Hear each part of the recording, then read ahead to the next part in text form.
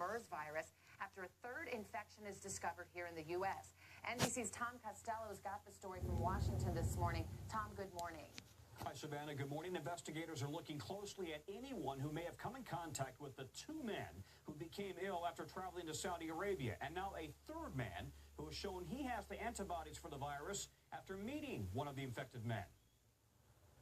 Health investigators believe it was several business handshakes over 2 days that spread the MERS virus from one person to another here in the U.S. An Illinois man became infected after shaking hands with a healthcare worker from Indiana who had just returned from Saudi Arabia.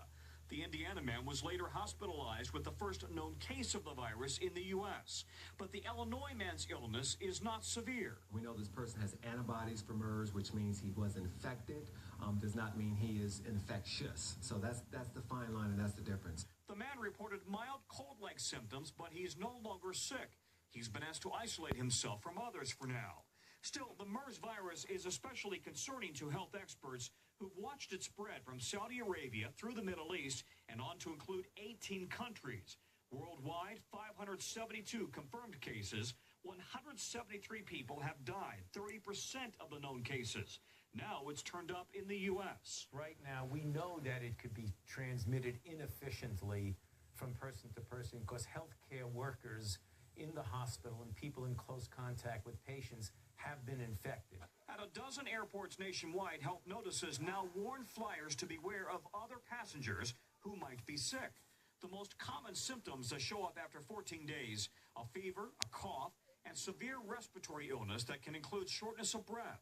U.S. experts are urging caution, but not overreaction. It's not something that one should be overly concerned about, but you have to stay tuned because you have to follow it because it might be a moving target. And Tom, it's interesting that some of these patients apparently have no symptoms, but they're carrying the antibodies, which raises the question of whether there may be people who are walking around with these antibodies not even knowing it.